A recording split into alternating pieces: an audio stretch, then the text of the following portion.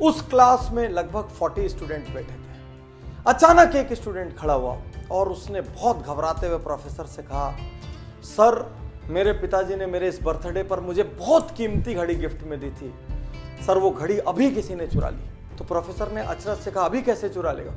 बोले, सर अभी जो 5 मिनट का ब्रेक हुआ था उसमें मैं अपनी घड़ी अपने टेबल पर रख के गया था और उसके बाद से वो घड़ी नहीं मिल रही है। प्रोफेसर ने कहा, उसके बाद कोई भी इस क्लास से गया और आया नहीं है, इसका मतलब जिसने भी घड़ी उठाई है वो इसी क्लास में है। प्रोफेसर के मन में विचार आया कि इन लोगों को एक दूसरे के बारे में पता नहीं लगना चाहिए कि किसने घड़ी चोरी की। और प्रोफेसर ने कहा, सब लोग अपनी अपनी आंख में काली पट्टी बांध लो। और सब ने काली पट्टियां बांध ली, लाइन से खड़े हो गए। प्रोफेसर ने एक एक करके सबको यूं हाथ लगाना शुरू किया और उस लड़के की जेब में घड़ी मिल गई।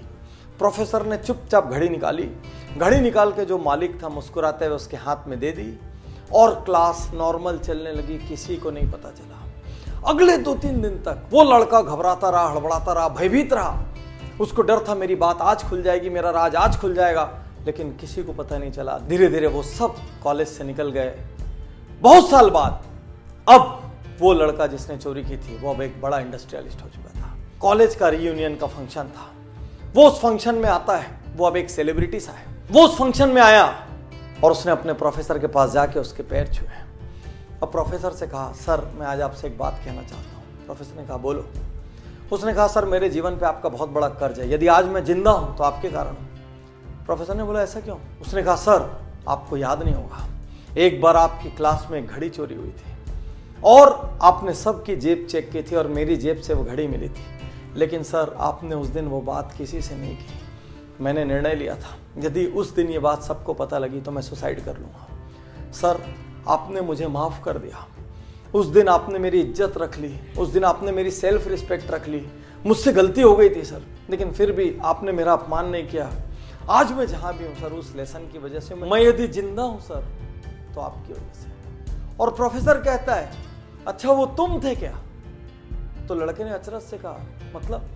बोले, उस दिन मैंने तुम सबकी आंखें तो बंद कराई थी, लेकिन साथ साथ मैंने अपनी आंखों में भी पट्टी लगा ली थी ताकि मुझे भी नहीं पता चले मेरे कौन से स्टूडेंट ने काम किया है। मैं नहीं चाहता था मेरे अपने किसी स्टूडेंट की वैल्यू मेरी नज़रों में हल्की हो या मैं किसी के साथ दुर्व्यवहार करूं। ये सुनते ही वो लड़का जो अब एक नामी इंडस्ट्रियलिस्ट था, उसकी आंखों में आंसू आ गया और वो प्रोफेसर के गले लग के 2 मिनट तक रोता रहा।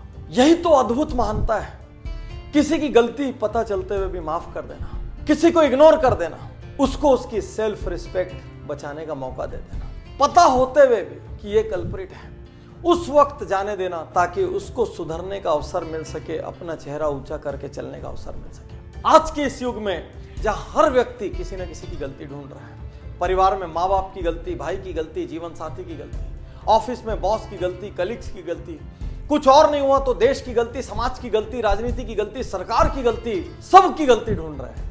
ऐसे में क्या हमको ऐसे लोग नहीं चाहिए जो एक दूसरे को माफ कर सके? माफ करना और माफी मांगना ये कायर नहीं कर सकते, ये शक्तिशाली लोगों का काम है। साथियों, इस कहानी ने मुझे इतना इंस्पायर किया।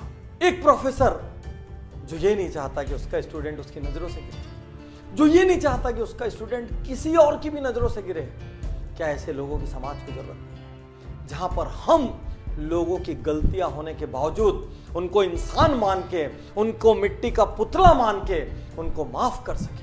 हमारे भाई से गलती हुई, हमारे पार्टनर से गलती हुई, हमारे जीवन साथी से गलती हुई, हमारे किसी और फैमिली मेंबर से गलती हुई, रिलेटिव से गलती हुई, कलीग से गलती हुई, मोहल्ले में, कॉलोनी में, स्ट्रीट में रहने वाले किसी से गलती हुई, समाज के किसी अंग से गलती हुई, 1-2 बार माफ कर दो, जाने दो ना उनको उनकी सेल्फ रिस्पेक्ट के साथ। गलतियां ढूंढना महानता नहीं है, गलतियों को इग्नोर करना और सामने वाले को अपना सम्मान बचाने का मौका देना महानता है।